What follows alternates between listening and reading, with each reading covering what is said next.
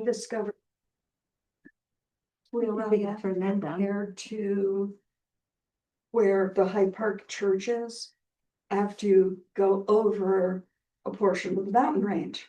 So I left Hyde Park and it was freezing and mixed precipitation. I get over the mountain, it's 40 degrees and rain, and I only had a dusting of snow in St. Johnsburg, 30 miles away. Could I ask you to go lock the outside door on the Glidden Street side? The main door we come in, we can see somebody. I have a key, so I can. Oh, you, I don't think I have a key. oh, okay, great. We are trying to be super sensitive about not having doors just opened to the Rignan. So, Because otherwise riffraff like me just walk through the door. I I mean, that's how we came to. we let that happen today. Since we have a newcomer, I'll introduce you. Sure. But we have 3 minutes to go. Yeah. I have to tell any of you from the church that we now have 13 interested parties in the Big Pleasant. No? I've been meeting Really very pleasant. all kinds of people, so many clever people, so many creative people. You know, I met with a Japanese guy today. Yeah, he's gonna go make sure that the side door's locked with them, or I don't know. Oh, yeah. He's here. Yeah, it's really, I was saying to Charlene, I think the community does not need one sandwich shop or one more donut shop. No. What? You may think the community needs another donut shop, but Needs a vegan cafe. no vegetarian vegan person has approached us yet. Oh, I'm shocked. Oh, that's right. Horrified. I just want to clean your bagels. Well, one guy is a bagel guy. Really? Yes, one So guy's he a needs to bagel make guy. and- vegan bagel donuts. Well, if he made vegan bagels and vegan donuts, he'd have a lot of business, believe me. I'm Yeah. a member of lots of different vegan Facebook groups in this area. There's no good vegan donuts or, well, bagels, Yeah. yes, in Burlington, but not anywhere near here. Yeah. You could be the vegan bagel mecca, and just people will come all over it. Bagels. And now toss in gluten-free, and my sister will have a whole caravan of people coming down here. Eating cardboard. Um, No, they've been No. posting. Everything. Yeah, they have improved some, but yes, I agree with you for. It's now sort of like the scratch and sniff cardboard as opposed to the corrugated. I should I'm have watched checking. to make sure that Nick wasn't trying to drink first when I made that. No, law enforcement and. But they see the evil. So I just wanted to make sure that Nancy and Karen Nancy. were. Okay, well. I think we're gonna go ahead and get started. Look at, we have new people to the group. Yes. Men, and we have men. I'm beginning to think that women were the only ones who cared about Jesus. Not the Jesus. Anybody seen Kim's Convenience Store? Yeah, I saw it. The mom is always talking about the Jesus. Yeah. It's so funny, so funny. But let's introduce ourselves because we have one person who doesn't know everybody else. And I'll introduce Sherry, who's up on the screen, not literally, but she's up there with us. Want to just do a quick intro of yourselves? Hi, I'm Nick. Sean. Dan. Kate. Angela. Susan. Ruth. Petra. And I'm Maggie. Sonia. Very happy to introduce Sonia tonight as the third of our series on what it means to be a Christian in a global context. And tonight we're going to talk about these great words. And we're going to, at the end of today, we're going to try to say 3 of those words in a row 5 times. There we go. So this is You've an now offer. described my speech therapy as a kid. This is our offering as First Congregational Church to the public and to an opportunity for some good conversation. Kate, I don't know if you've been in the building before, but the bathrooms are right, go out the door. Okay, you figured that out. We do ask for $15 donation tonight, if you can do that. I do have a recording from our first session 2 weeks ago. Last week's didn't work recording wise, so I don't have that recording, which is too bad because we really had some good conversation last week. Oh, thank you.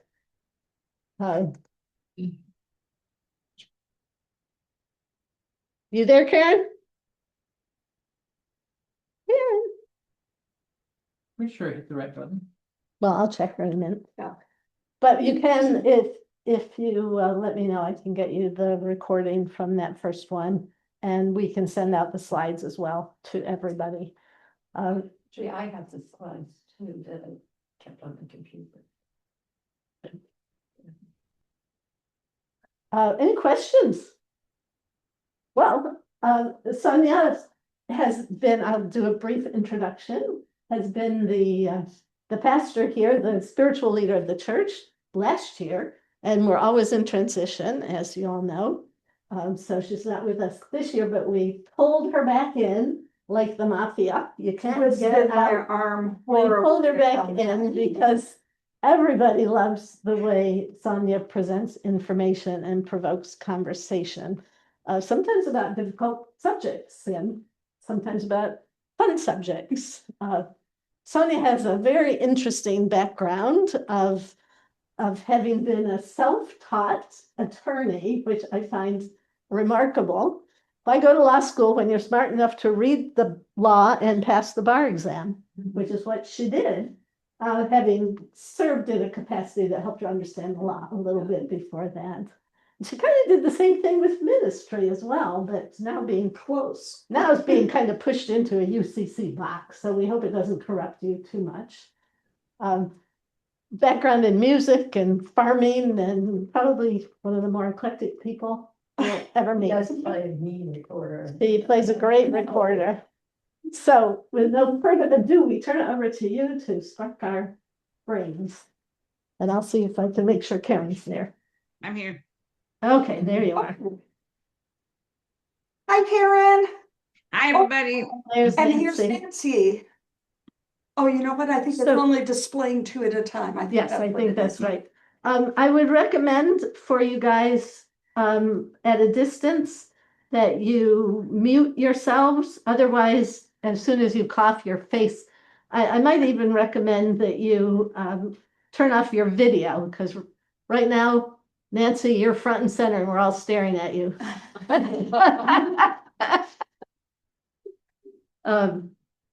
So when you want to speak, you can unmute yourself and whatever, bring your pretty faces up on the screen.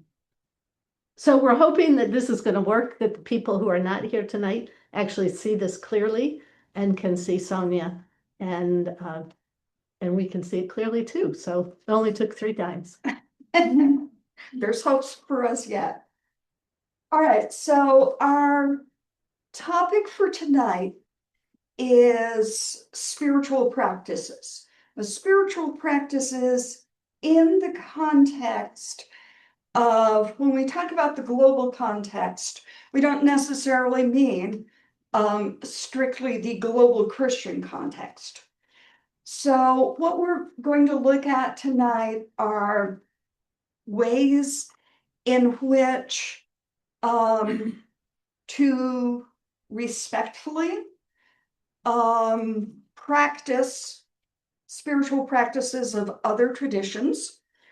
We're going to look at ways in which the practices of other traditions can come into Christianity in a variety of ways. And we're going to actually do 4 mini practices from 4 other faith traditions. So if we go to the next screen. Well, easier said Did than you done, get the apparently. recording fine? Let me double check that. Thank you. I'm pretty sure we're on recording. Okay. Great. So what's guiding us tonight is that idea of how do practices from other traditions wend their way into Christianity. One of the things that sort of prompted this interest of mine years ago was, as we were talking about um, uh, the UCC, I was seeking discernment to become a minister in the UCC, knowing that I was called to play a prominent role in interfaith, interspiritual work. And so one of the questions I would consistently get at that time, over a decade ago, was how can you be Christian and interfaith? So that just kind of stuck with me. And so a lot of my ministerial career, that's been an underlying aspect of it. Where does dialogue and respect for other faith traditions support my faith and support ongoing dialogue? So our four practices that we will dabble with tonight come from Kabbalah, mystical Judaism, Indigenous Hawaiian, and I realize a lot of you folks have actually done that particular practice. There's practice from Tibetan Buddhism and from Zen Buddhism. Okay, so there are three primary ways in which a practice or cultural aspects travel from one culture into another. And these are sort of three keywords. This is our triple A of the evening. So acculturation is when two groups, through continuous firsthand contact, start to adapt and borrow traits from the other group. Typically, that happens on a mutual basis. Both groups still remain distinct, but they picked up snippets from each other. Assimilation is sort of the next layer of removal. And that is when typically the dominant society or culture absorbs aspects from the non-dominant cultures. We see that a lot in historical Christianity. In our as we're coming into Advent and Yule and Christmas, it was through a certain level of assimilation that non-Christian holidays became incorporated into the Christian holidays. Now, appropriation is a word we hear a lot more often these days than we have previously. And that is when the dominant culture, you can think of it as actually seizing elements of a minority culture. And they do it in an unacknowledged and inappropriate way. So there's always a power dynamic behind that. The dominant culture may in some way profit from or trivialize the content of that marginalized group and will not acknowledge that group. So the example that I just gave, their dance is dancing right on the edge between assimilation and appropriation, depending on the particular the particular holiday.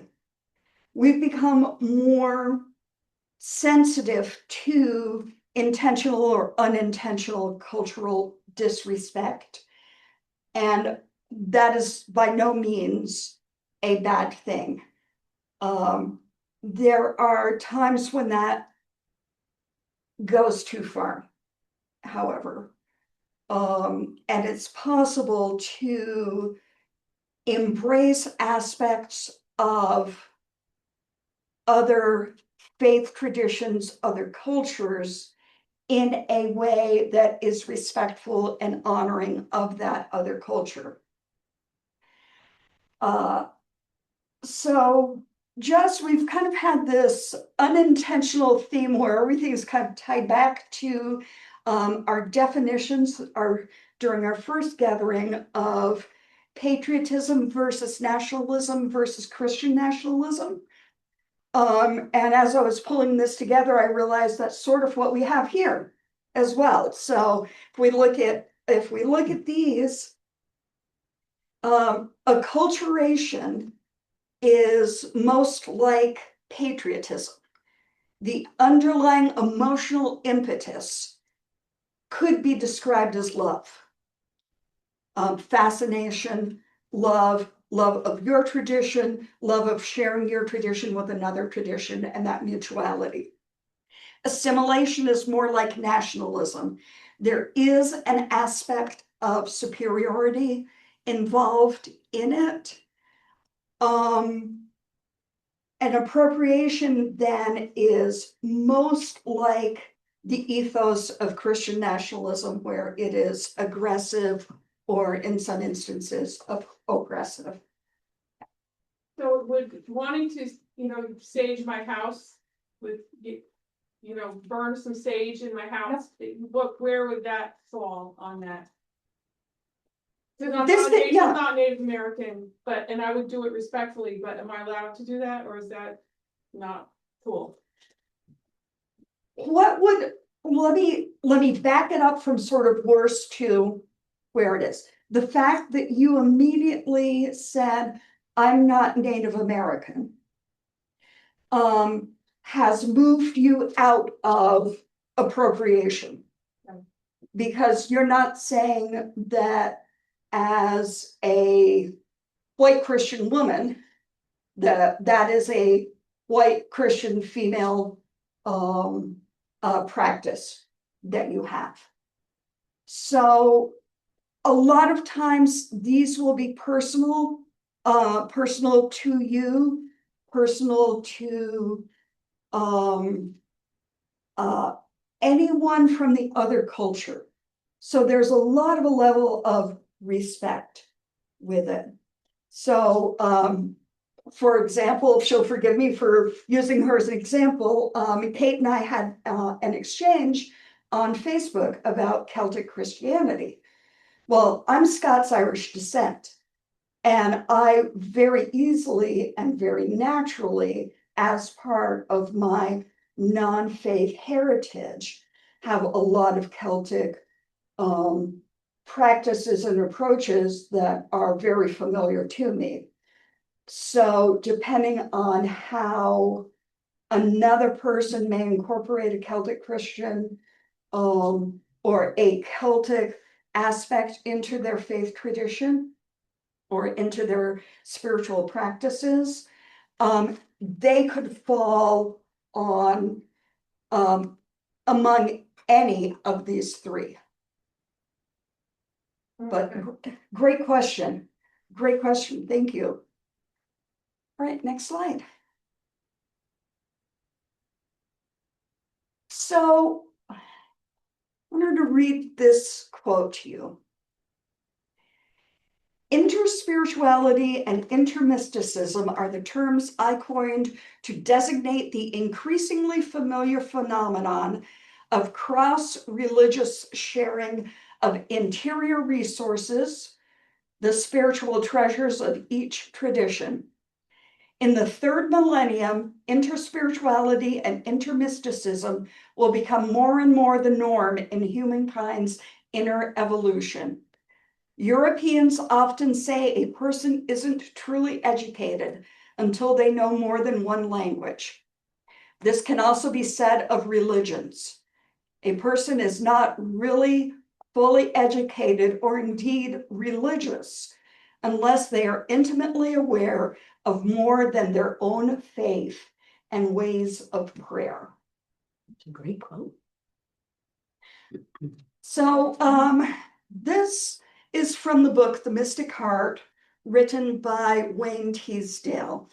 And Brother Wayne was a Catholic lay monk and a professor of religion, I believe, at Chicago Catholic Seminary. He was deeply inspired by Bede Griffiths, who was a Benedictine priest who headed a Christian ashram in southern India and developed a distinctly Indian style expression of Christianity. Now, Brother Wayne, along with the Dalai Lama and Father Thomas Keating, were at the forefront of resurrecting the modern parliament of the world's religions. This book, The Mystic Heart, probably did more to introduce people to interfaith understanding than any other resource. And his term, interspirituality, opened the door for dialogue, not simply between people of different religious traditions, but also with those who self-identify as spiritual but not religious. I first got the book in 2008, and it was this book that sent me on the journey to becoming ordained as an interfaith, interspiritual minister. Next slide. I was pondering what you were saying and not paying attention to the slides. There's a desperate need for spirituality in our time, yet the spirituality must be in dialogue and communion with everything of value in our mystical and religious traditions. We require a spirituality that promotes the unity of the human family, not one that further divides us or maintains old antagonisms. At the same time, this interspiritual approach must not submerge our differences. It must see traditions in relationship to each other and provide options. The truth itself is big enough to include our diversity of views. They're all based on authentic inner experience, and so all are valid.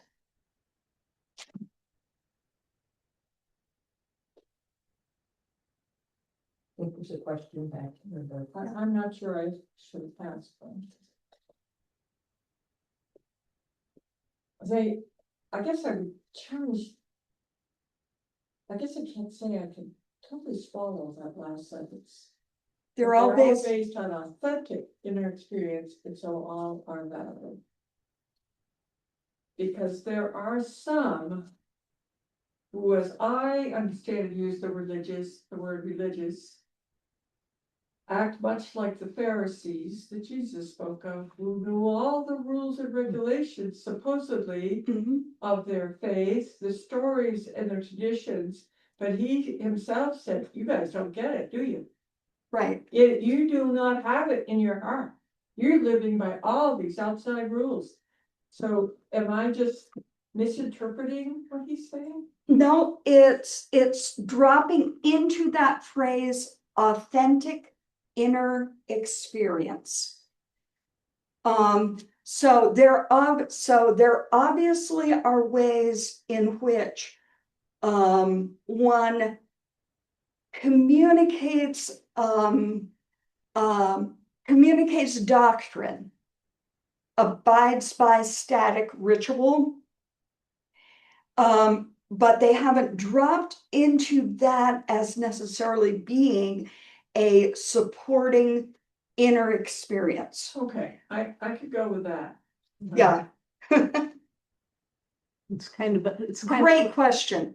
Great question. Thank it's you. like, how do you use the tool versus what the tool Right. is? Pharisees use the tool badly, but the Yeah. tool So itself, it's like with domestic violence, it's also perfectly where a frying pan is intended to be a tool to cook food. Mhm. But when someone uses a frying pan to smash someone's head, that is a misuse of that tool. Depending on context. Depending on what? Depending on context. You mean if it's in self-defense? Yes, yes, it depends. Yeah, All right, I yeah. was not referring to self-defense. yeah, I was referring to the dominance over another. yes, And yes. you are not willing to comply to me, I will smash you into Right. obedience. right, Okay. right.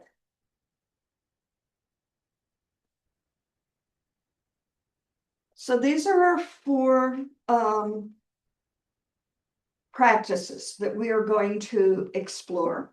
And as an underlying story, as we go into these, Maggie had mentioned that I was an attorney before I entered ministry.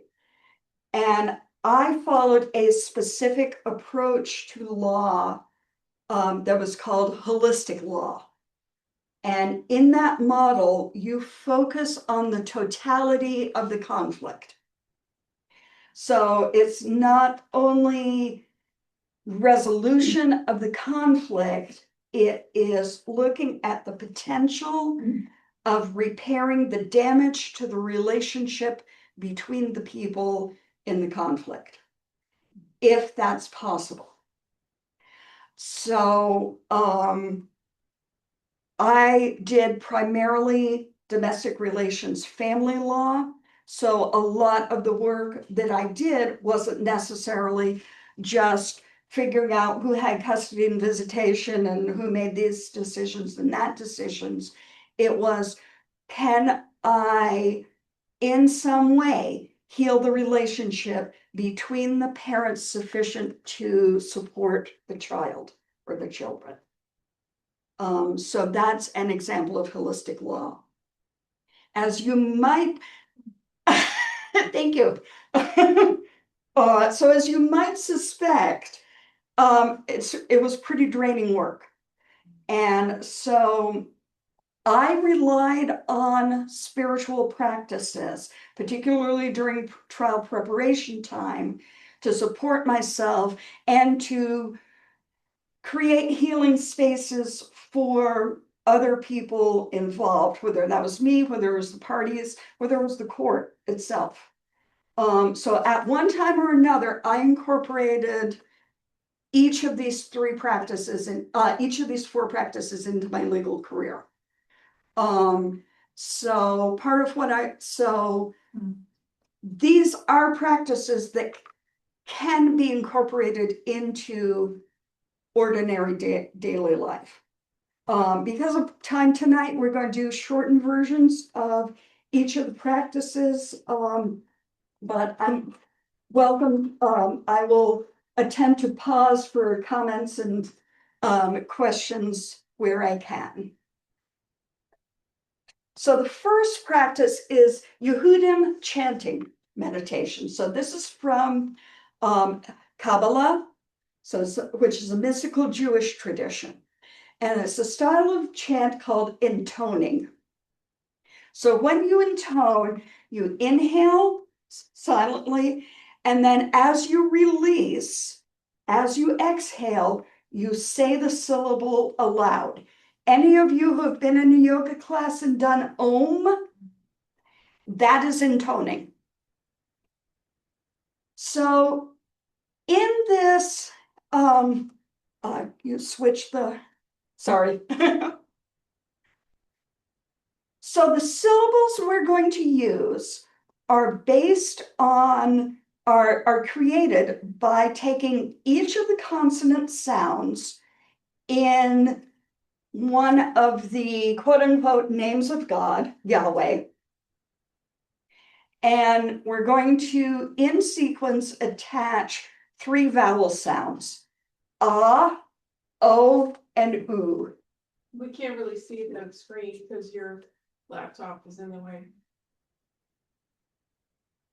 Does that help? It's better, maybe a few more inches. Does that You're go for okay. people up? I'll move it. Okay. Sorry about that. Nope, that is fine. We're trying to assimilate everything. Yeah. So what we're going to do is take each of those consonants separately. And we're going to attach different vowel sounds to them. And I'll guide us through that. So we're going to use an ah, an o, and an oo.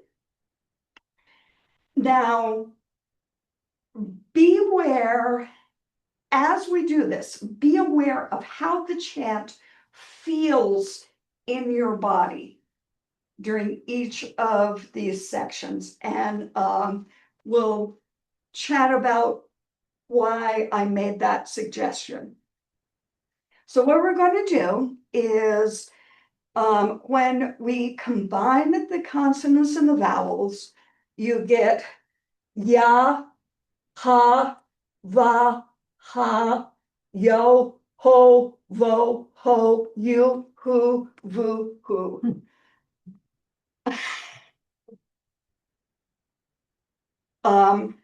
Normally, when you do the full practice, you say each syllable 3 times before you go on to the next. We are just going to go once through the sequence. Now I'm going to give a warning on this practice. The first time I did it, and I think you're going to be kind of intrigued by this, Susan. First time I did this, I actually felt my body vibrate. And vibrate in different places as I intoned each of the vowel sounds. And those vibrations corresponded with certain ones of the chakra energy centers.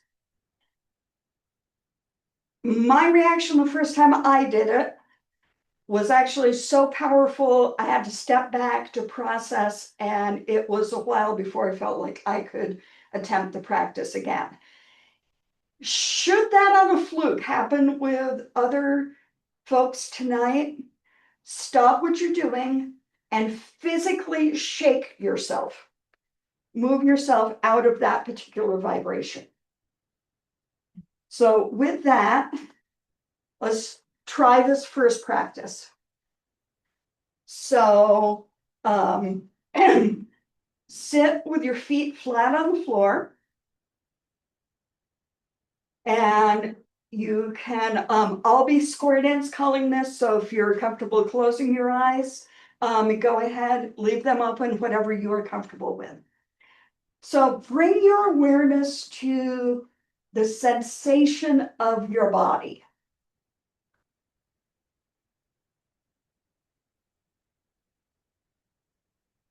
Take a moment to feel into that.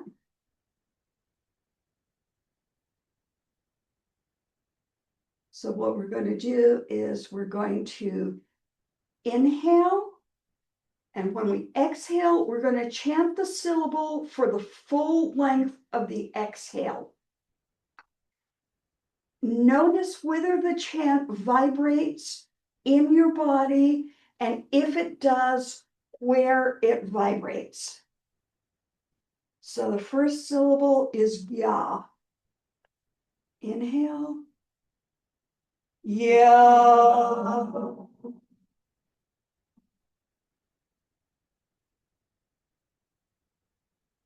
Oh.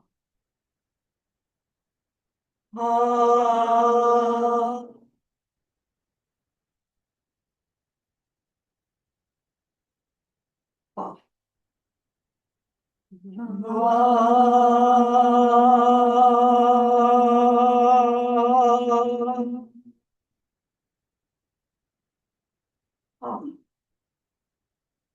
Oh.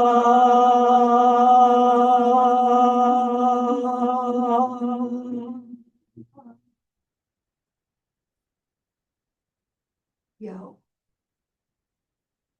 Yo.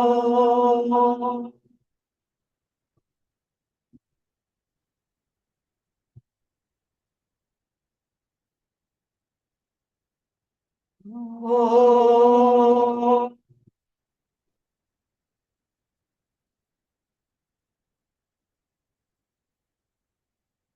Oh. Oh.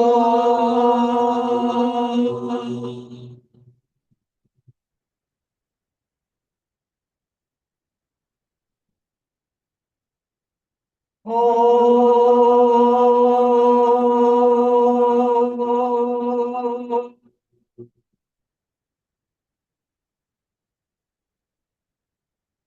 You.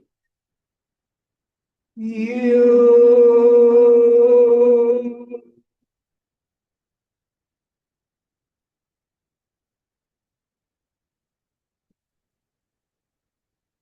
Ooh.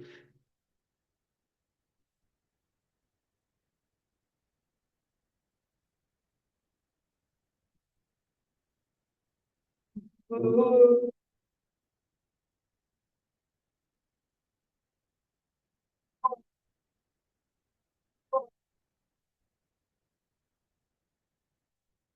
Ooh.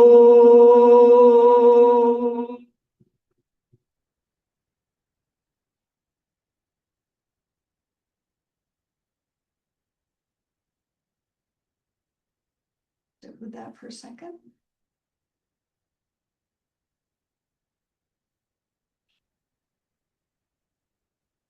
Kind of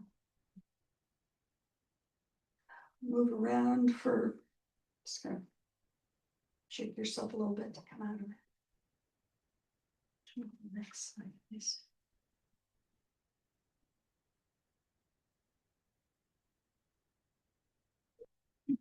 According to Kabbalah, there are 4 worlds, and each of them has a different sense of unity with the divine. This chant is associated with 3 of those worlds, and those actually, I discovered, do correspond with the chakras. So the world of creation and the cosmic mind is stimulated when you say the ah syllables. And Kabbalists believe the chant can help you attain oneness with the source of creation. And it roughly corresponds with the 6th chakra, your third eye chakra, which is the center of intellect and wisdom. So the second portion of the chant, the O syllables, connect to the realm of speech and emotions. In speech, with emotions, there's a sense of time, but there's no sense of space or location, of place. And that corresponds with your 5th chakra, your throat chakra. Kabbalists believe that this is the realm of angels, demons, elves, fairies, and the Holy Spirit. In the Hebrew Testament, the same word means spirit, breath, and wind, all associated with the throat. And the final world stimulated by the oo syllables is the realm of the physical world, the world of substance, dimension, time, and space. And that corresponds with the 1st chakra, the root chakra. And chanting, intoning those syllables can kind of give you this sense of grounding. So any questions on that at the moment? I have a very interesting self-observation Yeah, about, well, not Yeah. myself, but something for those who've been to seminary, you may know that the great primordial ooze in Hebrew is tovu vavohu. yes, Yeah, So Yeah. you've got to, To. which isn't up there really, Yeah. but va-vo-hu. oh Yeah. my God. Tovu vavohu. So Yeah. that so when, for those who didn't go to seminary, when you think of the description of, and God was hovering over the, I don't know what the actual translation Yeah. is, the Waters. the waters. Yeah. It's the primordial ooze. It's this thing from which we all came. And I'm like, oh my goodness, Yeah. Yeah. those syllables, we're all one when we do that exercise. I was more aware of our oneness than my own breath as we did that, and the vibration among us, not so much the vibration in me. And I was picturing the hovering over this primordial ooze. It's, So the letters themselves, Yeah. the syllables themselves kind of take us back to the beginning. I'm in the process of taking an embodied philosophy class on Kashmiri Shaivism, because, what else do you do with your time? And one of the mantra chants that we do is hum sa, or hum sa. Hum represents the masculine, it's an inhale.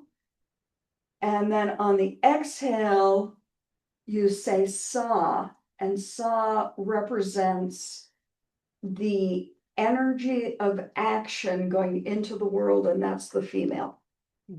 And so you cycle, you imagine this as a circular meditation. And if you choose to practice this, I've given Maggie the slides, so if you get the slides from her, as I said, the traditional practice is you would do ya, ya, ya, ha, ha, ha, va, va, va, ha, ha, ha. And then, so each syllable 3 times before you move to the next syllable. Anita. I'm just wondering if it's me or what, how do you do this a long time before you actually get to shut off the rest of your brain? Yeah, Yeah, that's yeah, meditation. yes. The Reiki, remember, I tried Reiki with all the intention of really wanting it, Mhm. and I just can't shut off. What I found is once I was comfortable with what the practice was, I actually found it was more relaxing because I'm neurodivergent enough so that there is no such thing as silent meditation with my brain shutting off. I understand completely. But I know this so deeply in my system right now that when I start that chant, the only thing I'm focused on is the ya. So what it's done, I have a wonderful young autistic friend who says that the difference between him being on his medication and not being on his medication is when he's not on his medication, he has a gazillion things going on in his brain. And when he's on his medication, he only has a couple. And that's what I found many of these practices do, is I get where I can't do the silent meditation, but I can do a focused meditation. And so my goal became not the silence, not the emptiness, but the focus that then, once I was used to it, it freed me to what I would say a second layer.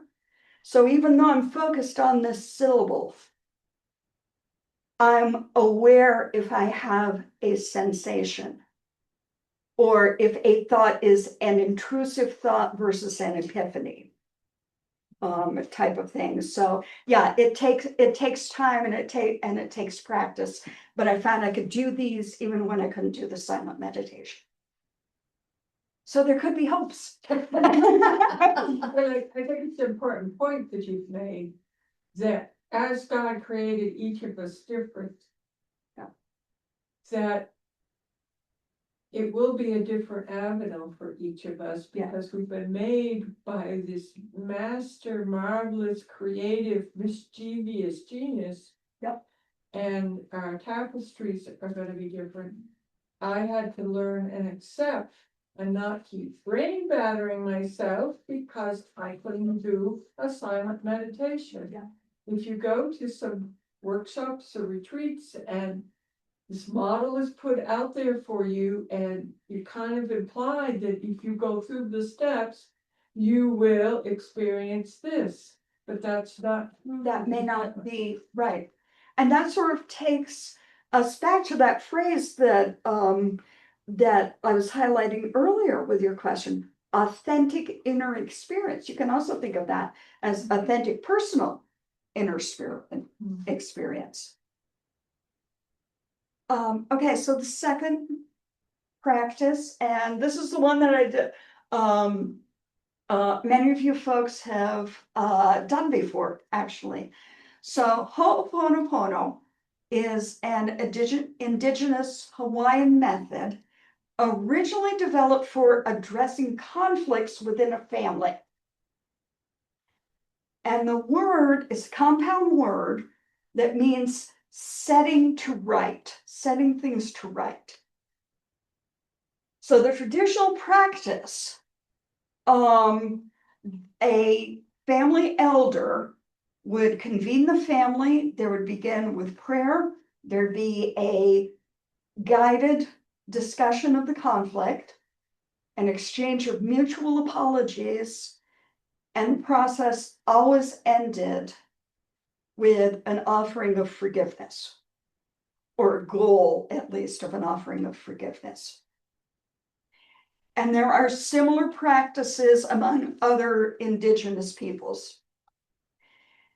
Among indigenous peoples that have similar types of practices, one of the things that's really intriguing with this is that there is a belief that if a person commits a crime, that the tribe as a whole has in some way failed the perpetrator. They have not supported the perpetrator in a way that would have prevented that person from committing the crime. So they go into these processes in this conflict resolution process where there's soul searching on the part of the perpetrator, the victim, and the tribal elders.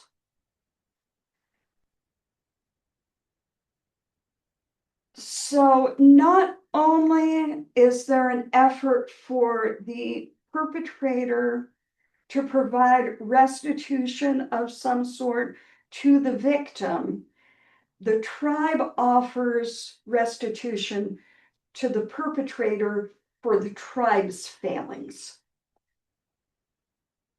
And so that could be in the form of helping them find adequate housing.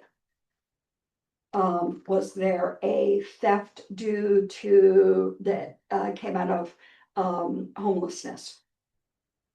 Substance abuse recovery support, financial assistance for employment-related training, or even designating a tribal grandmother or grandfather to counsel and guide the perpetrator. In nearly all instances of this tribal conflict resolution, there's an apology and a request for forgiveness,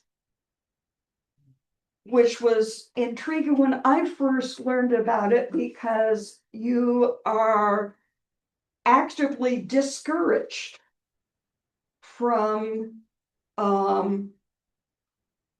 making those a part of conflict resolution in the Western judicial system. Mhm. So next slide. So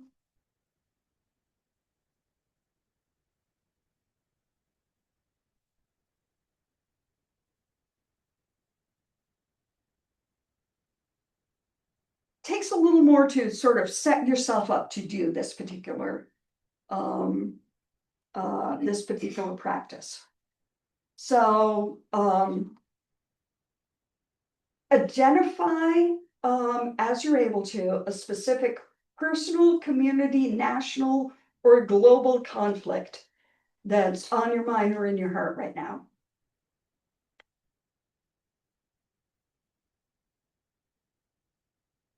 Take a second and just close your eyes, leave them half closed, whatever you're comfortable with, and take a deep breath. And ask yourself, how have I contributed to this specific conflict or to one like it?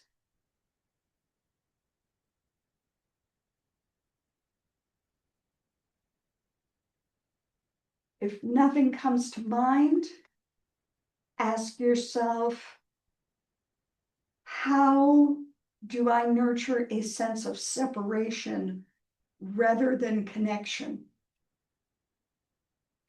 between the people in this conflict and me?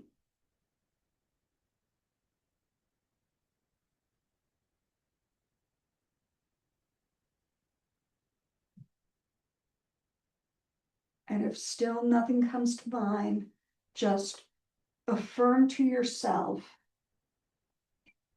I believe that everything I do has ramifications elsewhere in the world.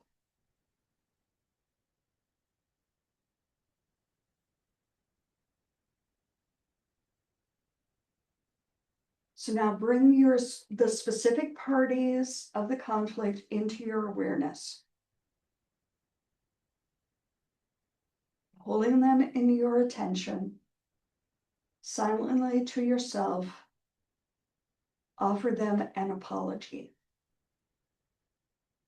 I'm sorry.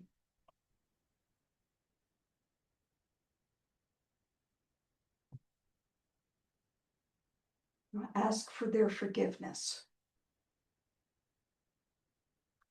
Please forgive me.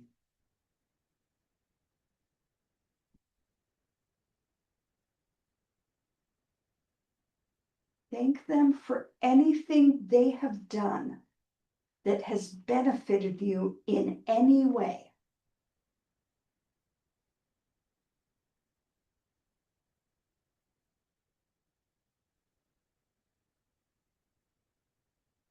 And acknowledge that you are all interconnected members of a universal tribe. State your love for the people in the conflict.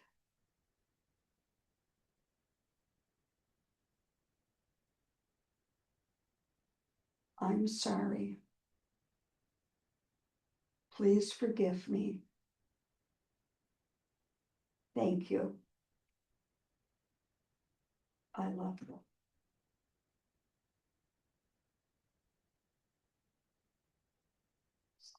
So rest just a second in the sensation of that practice. And when you're ready, just flutter your eyes open and return to the room.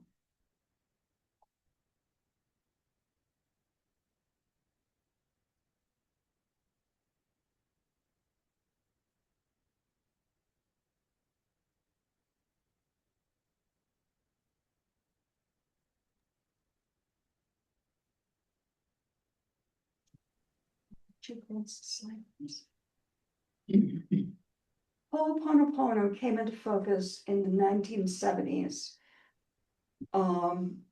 in kind of an intriguing way. So psychologist Hugh Len used a variation of this in treating inmates at the Hawaii State Hospital for the Criminally Insane. And what he would do is he would hold the files of the inmates, and he would say those 4 statements aloud to the file, bring the person that the file represented into his mind, and he would say, "I'm sorry, please forgive me, thank you, I love you." And he would spend time in his office with just the files. And he would then, as part of his treatment plan, and he would then monitor the inmates in person, assess whether there was any improvement in their mental health condition, and he would repeat the process as necessary. And he was actually said to have had a remarkable success rate with it. Now, since the mid-1980s, a variation on Ho'oponopono has actually been used by some mediators, particularly in domestic relation conflicts, as an alternative dispute resolution process. And when I was kind of delving into this practice, I started seeing parallels between this and documented uses of distance prayer for healing and group meditation for lowering crime statistics. So in many of my cases, there would obviously be family conflicts, but there might also be substance abuse, domestic violence, child abuse, or incarceration. So what I did was I did sort of a variation on Hugh Len's approach with the files, and I would actually do that on the case files of the families that I worked with. So can I prove that my efforts made any difference? Absolutely not. But what I can say is that I had a definite sense that people responded more positively and respectfully to my legal advocacy. If I was representing a child, the fear and aggression of the parents, I found tended to ratchet down. If I made a recommendation and something being in the best interest of the child or the children, I found the parents were more apt to, they may admit that they didn't like my recommendation, but they understood where the recommendation was coming from. And I felt much more productive conversations after I started doing that practice. Sonia? Yeah. We might want to take a moment to give our folks behind the screen, Yeah. Sherry or Karen or Nancy, if you had any questions you haven't been able to interject. Anybody out there? So when we were, man, 2.5 years ago, doing a sessions with these various spiritual traditions, there was a very popular chanting of the, and I can never say the word right because there's so many syllables, of this song. And I wonder if that is cultural appropriation or, again, simply gratitude for this amazing way of what we might call atonement and forgiveness. I don't know. But I remember sitting right there in the chapel and chanting the Ho'oponopono, blah, blah, blah, blah, blah, blah. Ho'oponopono. That's the one. Um, if while you were doing it, you were not saying, I am a Christian, this is a Christian practice or tradition.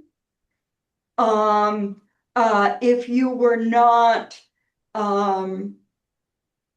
there's sort of a fine line between not acknowledging that it was Hawaiian versus denying that it's Hawaiian.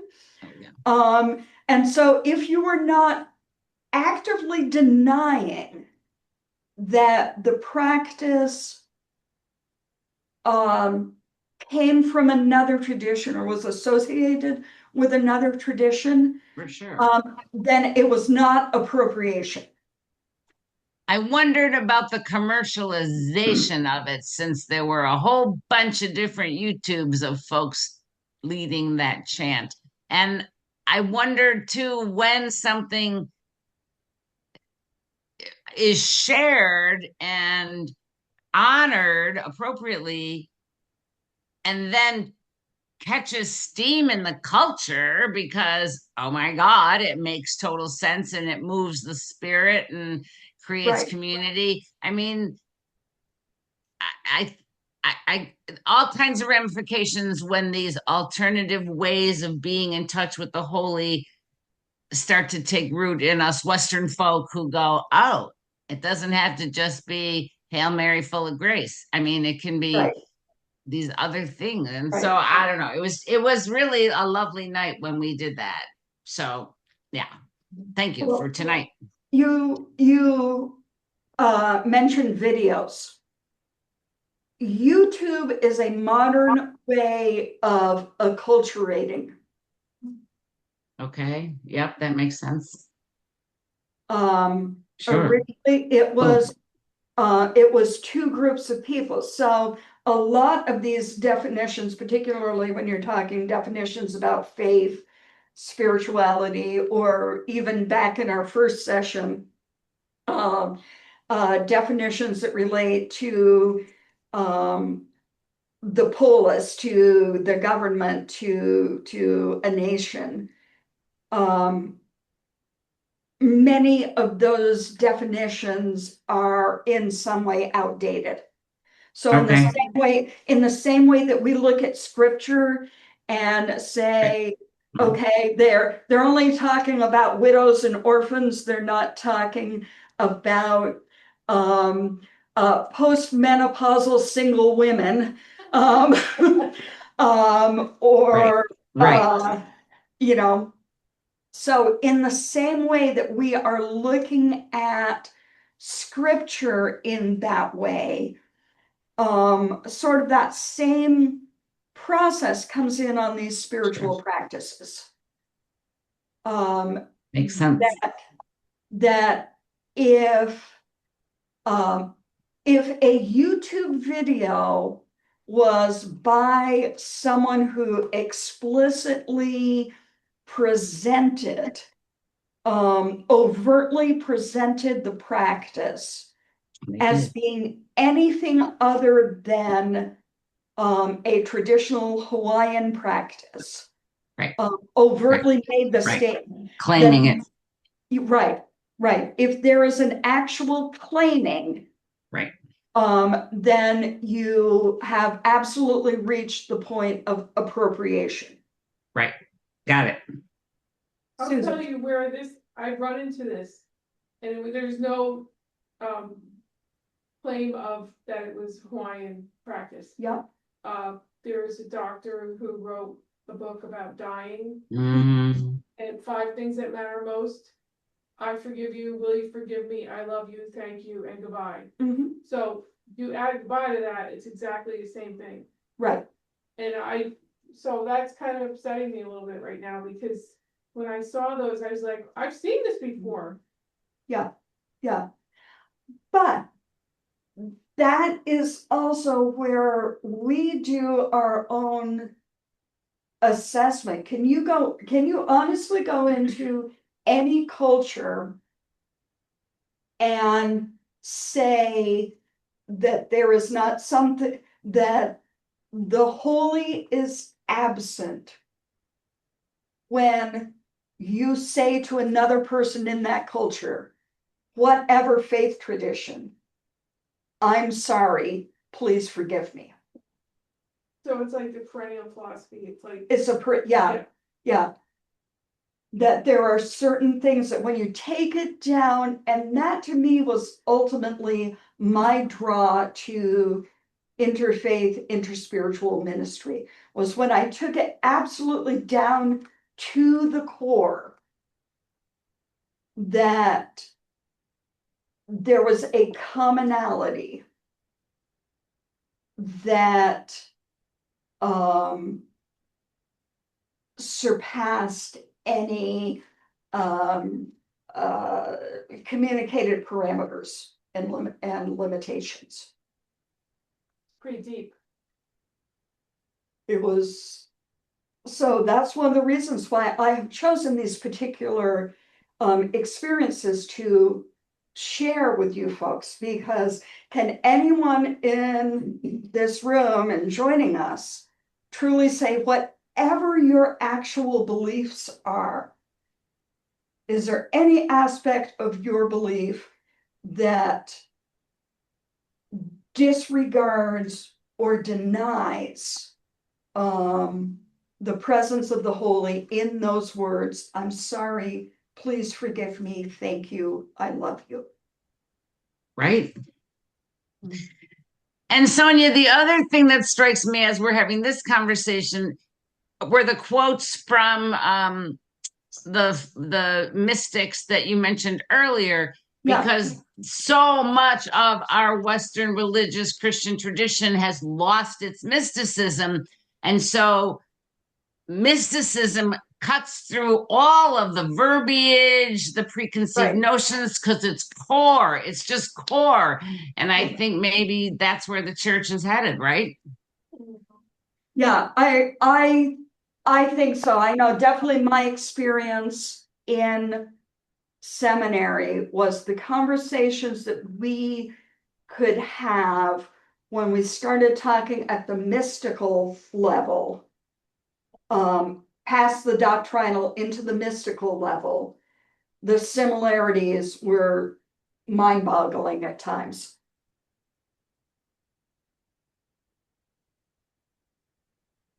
All right, ready for practice number 3? Yes. Okay, so this one is Tonglen. That's a Tibetan Buddhist practice. It's a compassion visualization practice is the way I would describe it. And this one sounds a little disconcerting. You want me to do what? So what you do in this compassion practice is you inhale the pain and suffering of another, and you exhale a sense of whatever will benefit them. You offer to them, you send to them, whatever it may be that will benefit them. So your embodied divine, remember we shared the Teresa of Avila poem, Christ has no body but mine. You're using your body.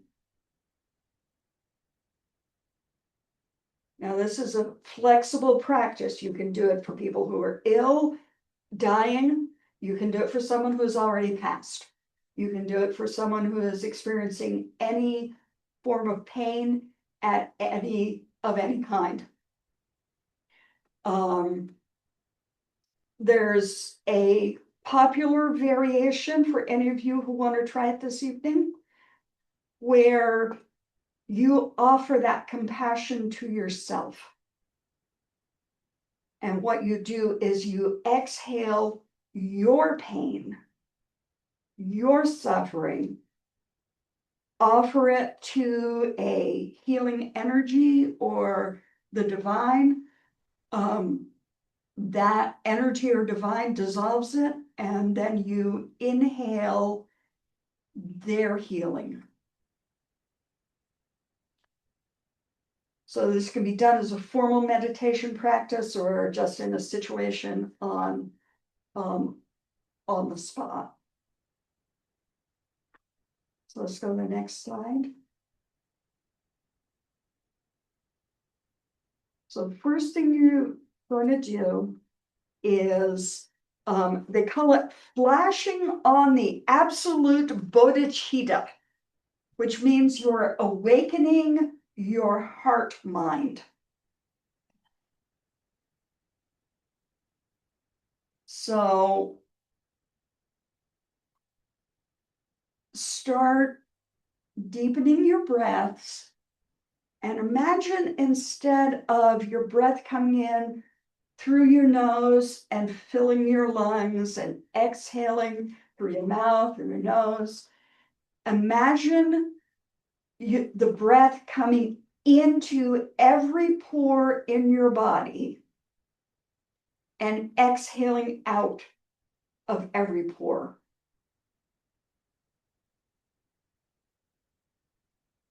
Now, if you're doing this practice focused on another person, imagine breathing in feelings of heat or darkness, heaviness, almost a sense of claustrophobia. And now what you're going to breathe out to that person are feelings of coolness, brightness, light, freshness. And try synchronizing your visualization with your breathing. You breathe in heaviness, breathe out lightness. Breathe in darkness, breathe out brightness. Focus on a painful situation that's real to you.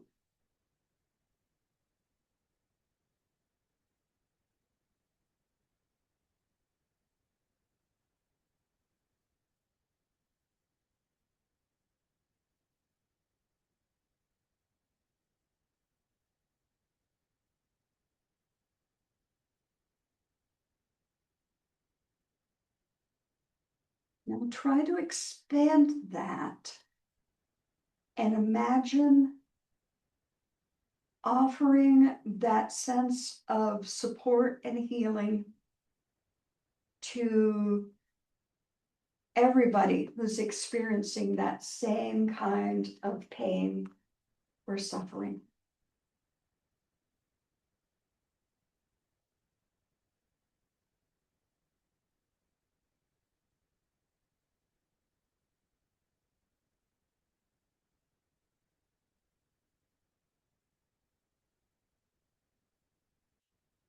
And when you're ready, release the practice and come back into the room.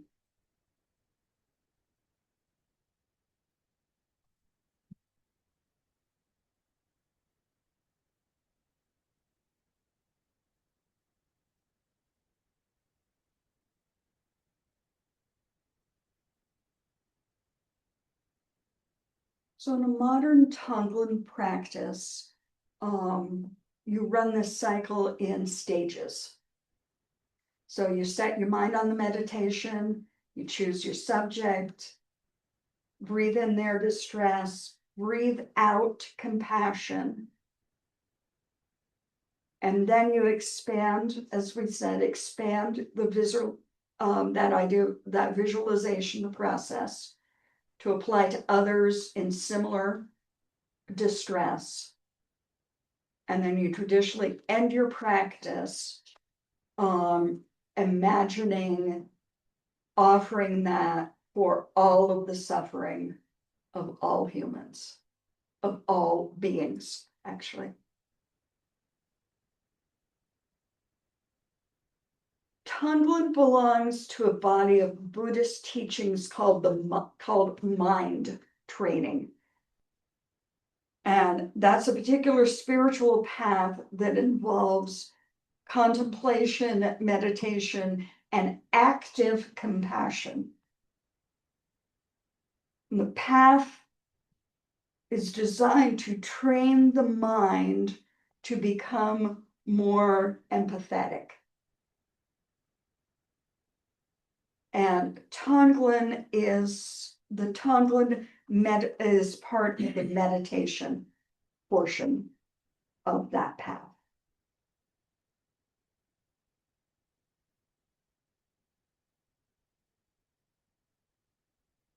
So our final practice is metta, which is a Zen Buddhist practice, more commonly known as the loving kindness meditation.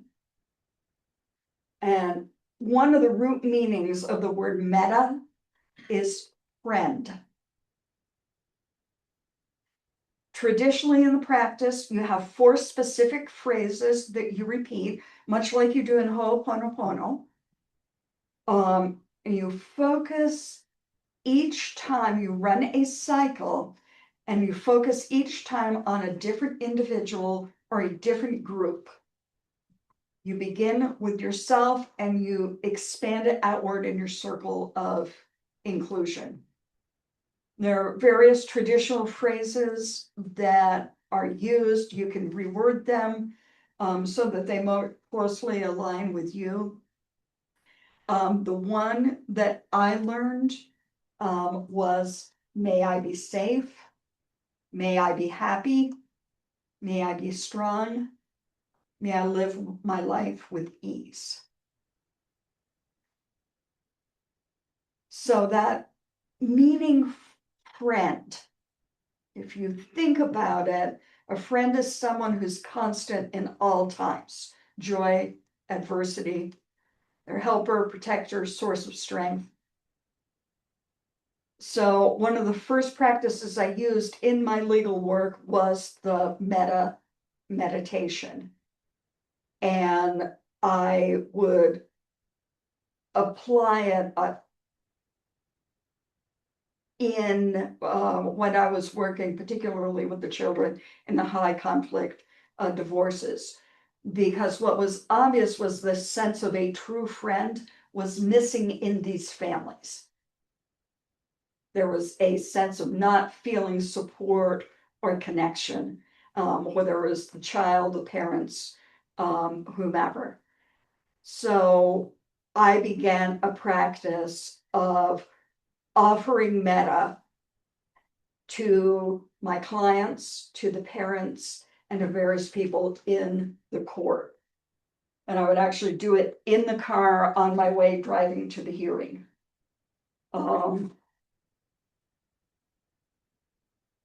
The next slide. So feet flat on the floor again, sit upright. And again, if you're comfortable doing so, close your eyes or soften your gaze. And let's take a couple of deep breaths. What you want to do is create a sensation of love in your heart. So if it helps, think about a beloved friend or pet, favorite location, and just let the sensation of that sort of wash over you and rest in that for a second.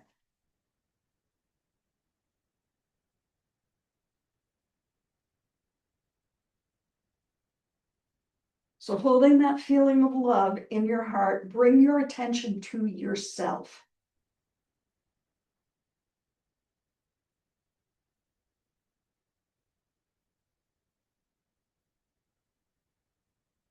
And And so breathe in. And on your exhale, silently say to yourself, may I feel safe.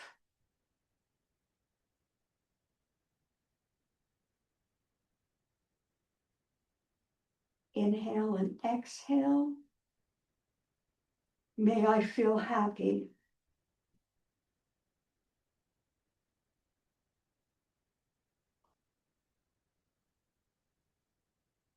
Inhale and exhale. May I feel strong.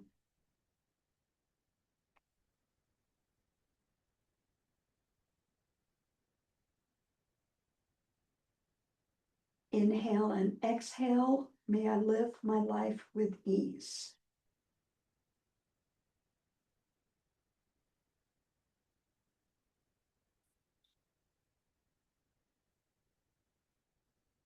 Still holding that sensation of love in your heart. Bring into your awareness a friend or a loved one.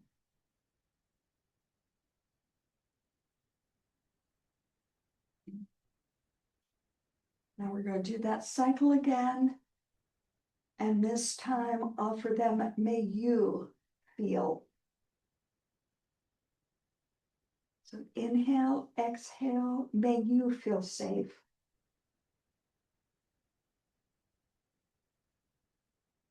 May you feel happy.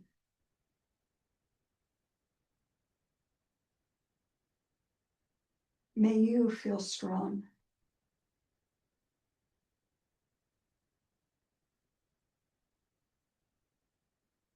May you live your life with ease.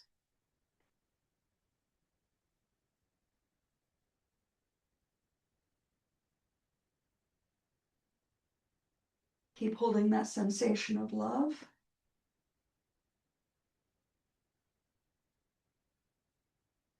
Now bring into your awareness any group of people.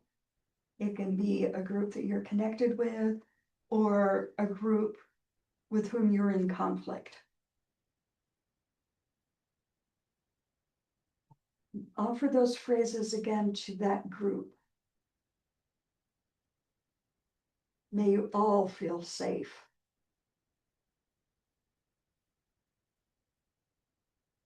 May you all feel happy. May you all feel strong.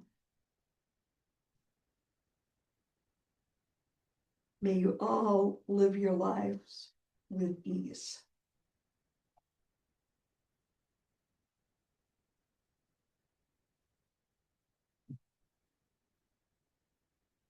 Now go back to that sensation of expansive love and bring your awareness to all sentient beings.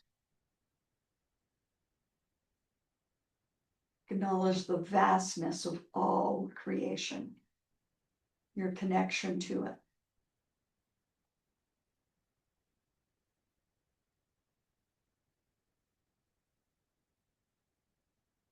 And now offer these final loving kindness. May all beings everywhere be safe. May all beings everywhere be happy.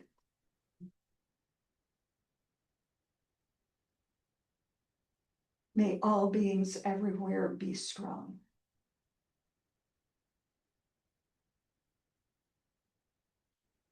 May all beings everywhere live their lives with ease.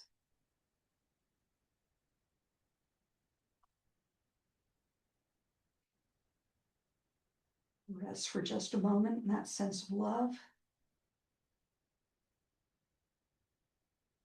And when you're ready, flutter your eyes open.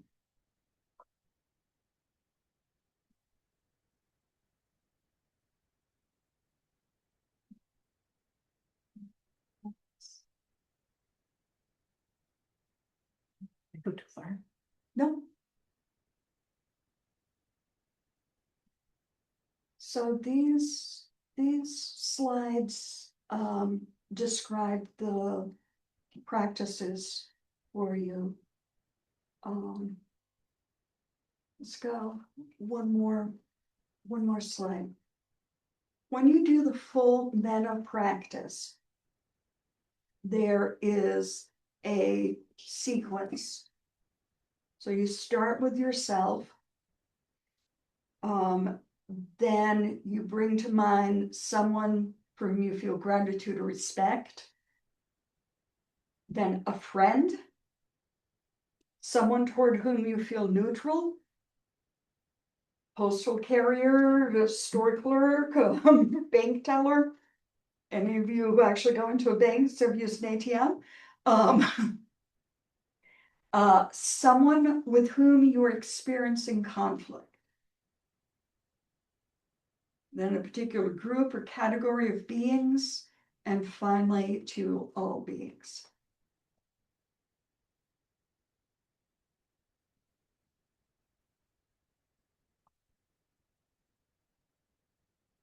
One slide.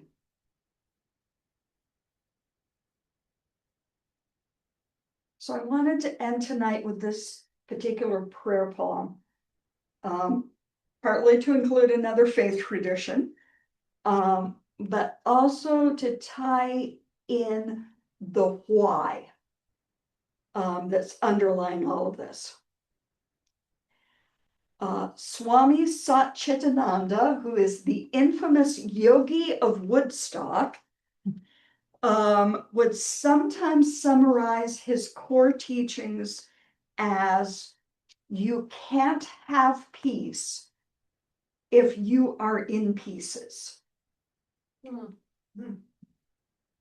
You can't have peace if you are in pieces. Until we're willing to seek out paths to peace, not just through the spiritual practices in our own tradition, but as points of connection found with others, our world is going to remain unhealed. It's going to remain in pieces. So I'd like to invite everybody to let's say this together in unison. If there is to be peace in the world, there must be peace in the nations. If there is to be peace in the nations, there must be peace in the cities. If there is to be peace in the cities, there must be peace among neighbors. If there is to be peace among neighbors, there must be peace in the home. If there is to be peace in the home, there must be peace in the heart.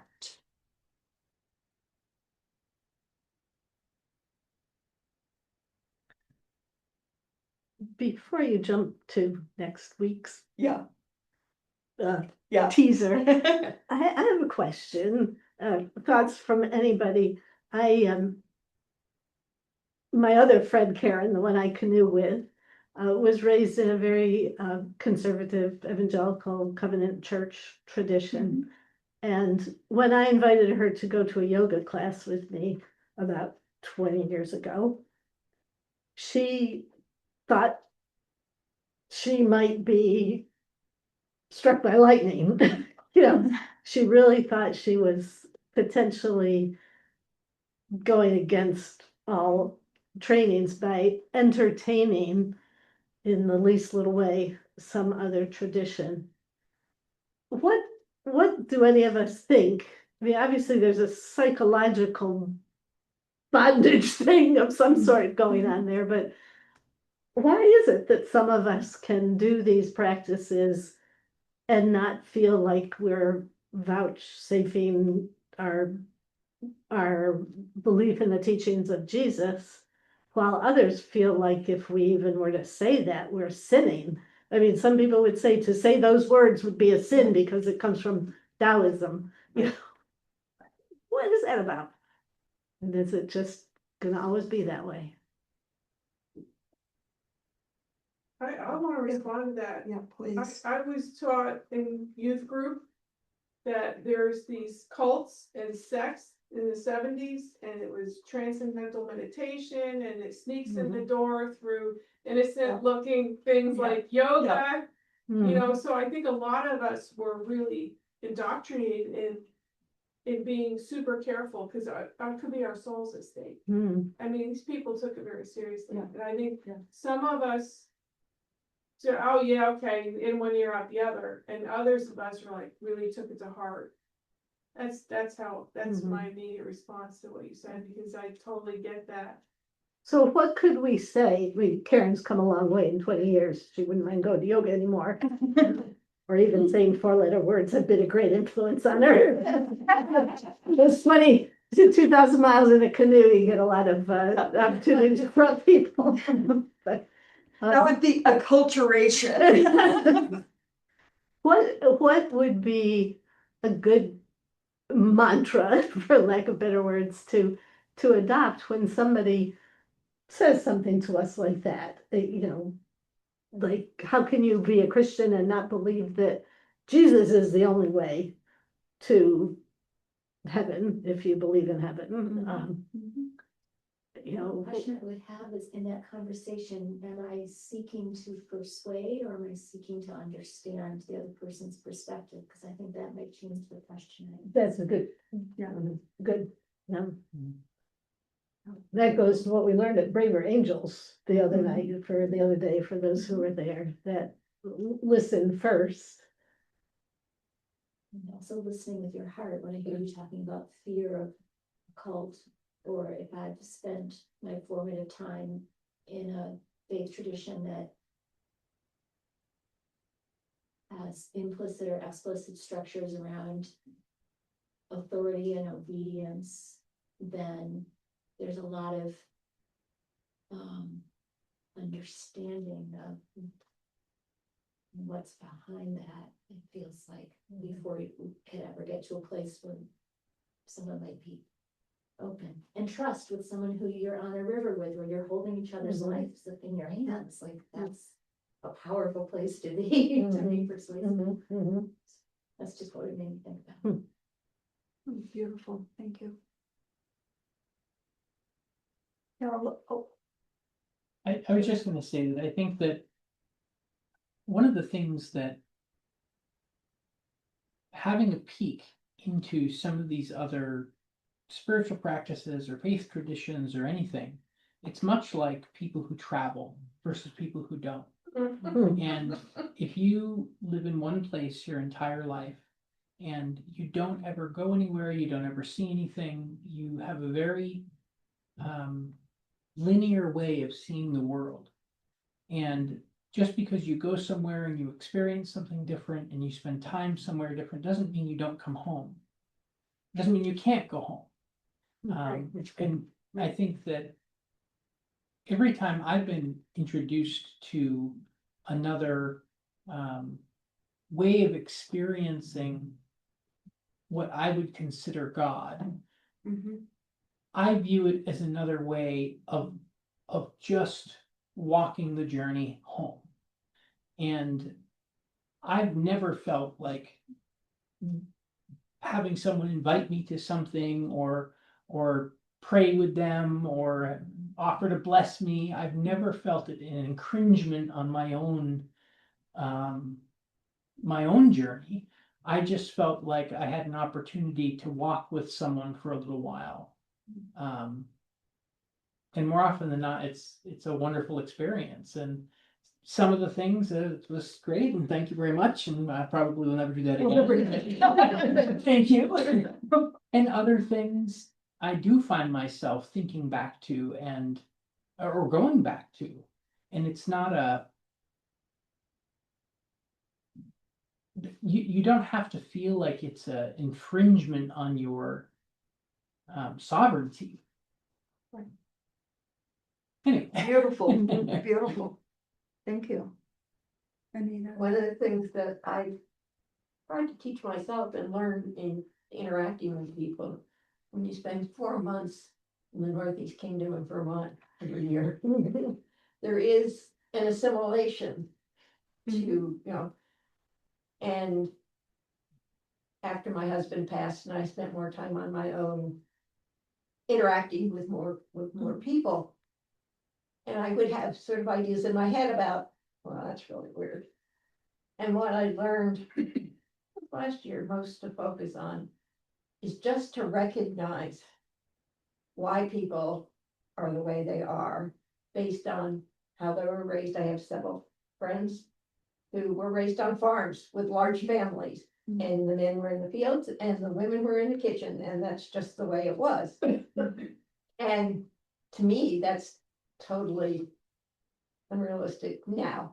I know there were times that it was necessary, but I spend an awful lot of time, because I overanalyze everything, looking at people and just going with, okay, let's figure this out, and recognizing, accepting, and honoring that they're the product of their environment, their being how they raised it, and it just makes things easier, I guess, because you're not looking at somebody thinking they're different, because they're really not different. They're only being raised. And it isn't a bad versus good, it's just simply different. One of the phrases I've used a lot with folks as they're kind of coming to terms with this is that well, I describe Christianity as being my native faith tradition, much the way that I would say English is my native language. And that was why that one of the first quotations that we had from Brother Wayne spoke about being multilingual and being multilingual. I'm going to call it multilingual in terms of faith, multilingual in terms of religion. So to me, a lot of things, if I can have the open question with someone, if I can initiate the question, you know, that's really interesting. How do you see that? How do you arrive at that? How does that feel to you? Type of thing. Often I can find that sense of connection, like we were talking about with the Ho'oponopono. Is there anything in your tradition that says there's something wrong with saying, I'm sorry, please forgive me? Or is this just a different way of doing that? And the phrase I use a lot with people, because it kind of brings them up short, and sometimes you just need that interruption, is, are we going to argue over whether this is a sofa or a couch, or are we going to sit down together on it and talk? And that's a lot of, that's a lot of my approach. And the more curious and the more childlike, in a way that you can have that first dialogue with them, I find that breaks through. Because it's awfully difficult to keep all the walls up if there's someone standing before you or one seat ahead in the canoe, genuinely curious. And what you find, if what you can tap into is their sense of love, and then if they will allow you to tap into your sense of love, that ultimately starts the connection.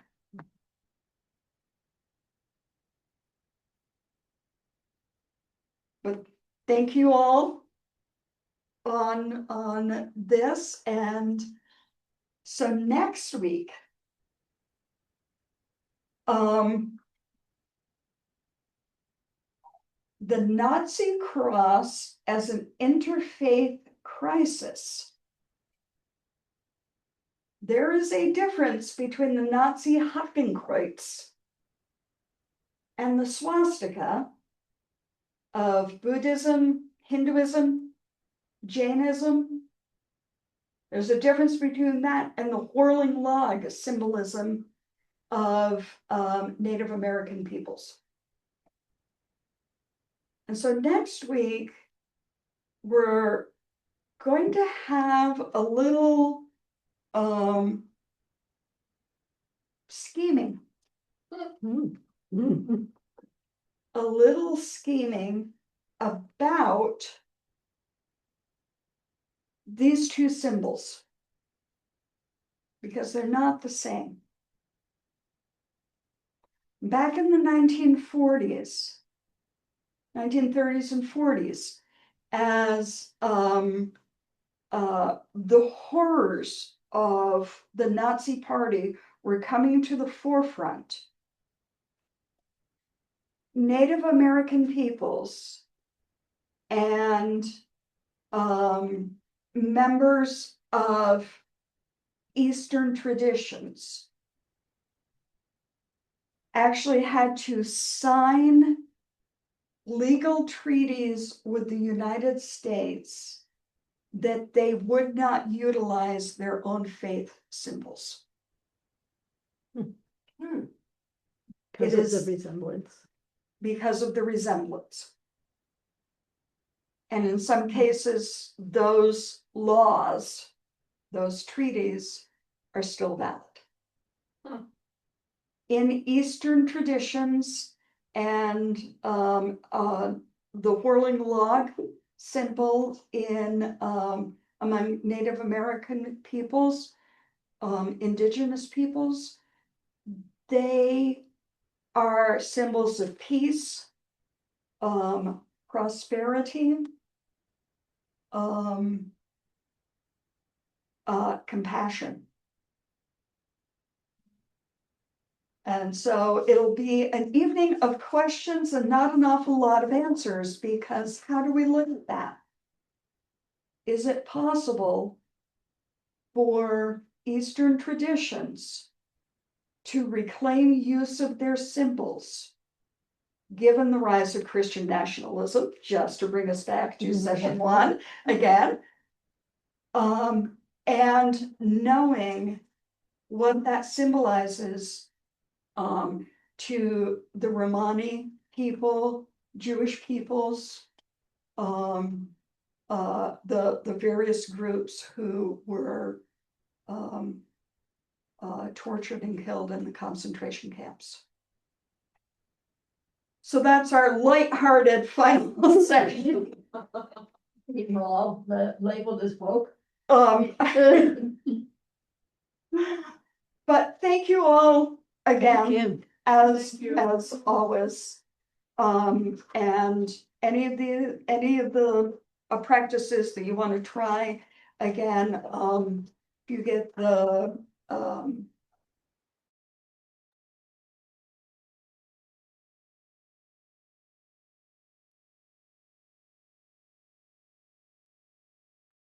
Yeah, I didn't get around to that for last that's- week, but I'll do that for last week too. I just, because there were things that you don't memorize, because you only see them once, and Yeah.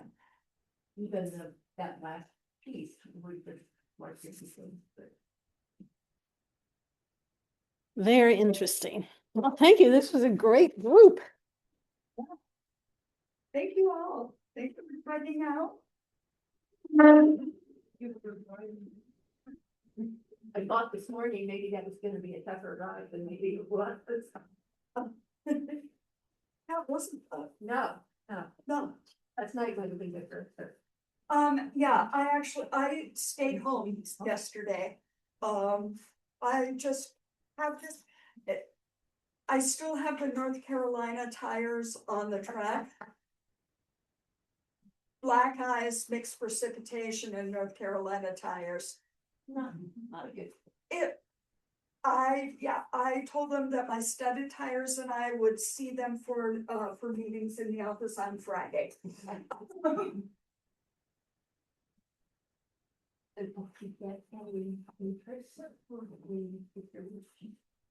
Yeah, so. We have, one person that has said that they'd be willing to be a host. And we were looking for two.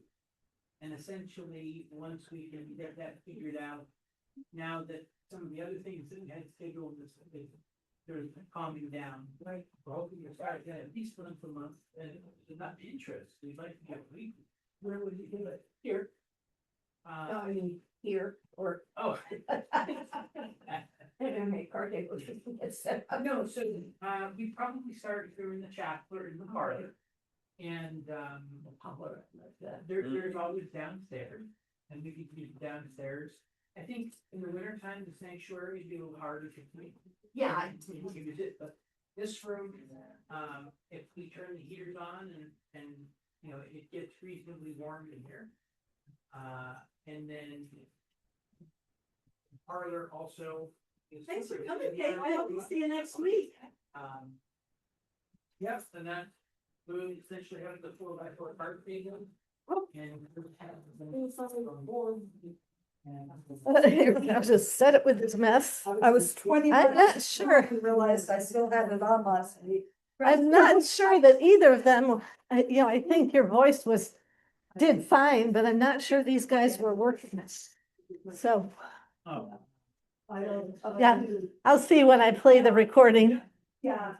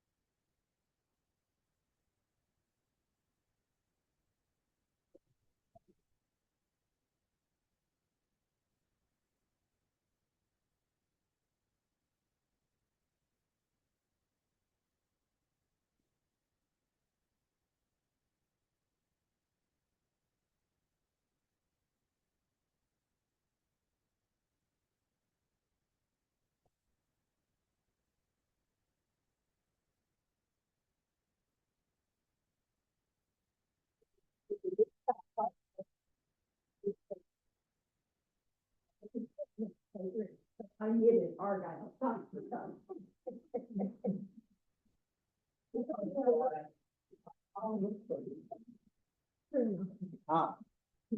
Something. Are you doing? Online? Who's going out this door? I am, because I parked right out front.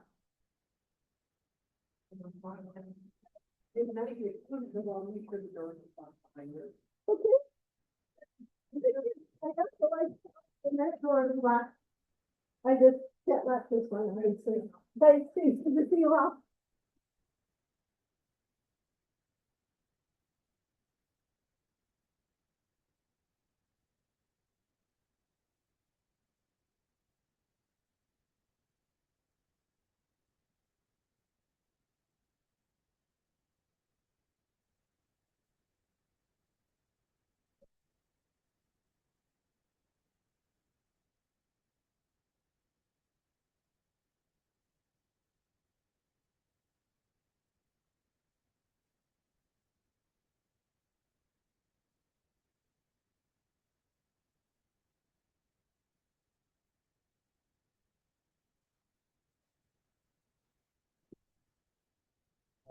Potential to get more numbers, to arrest more people and go towards that goal that the administration has thrived toward, which is 3,000 arrests a day.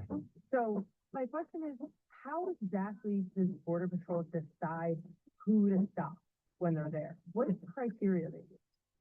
Well, the way he describes it to me is a process called reasonable suspicion. Basically, consideration of what have process, question process, but it's the basis of that reasonable suspicion led to allegations that Border Patrol agents in Los Angeles have racially profiled people. That's something that Greg Savino, U.S. Border Patrol, refused. We're not looking at any one thing. We like to continue the fact. We like a lot of different facts.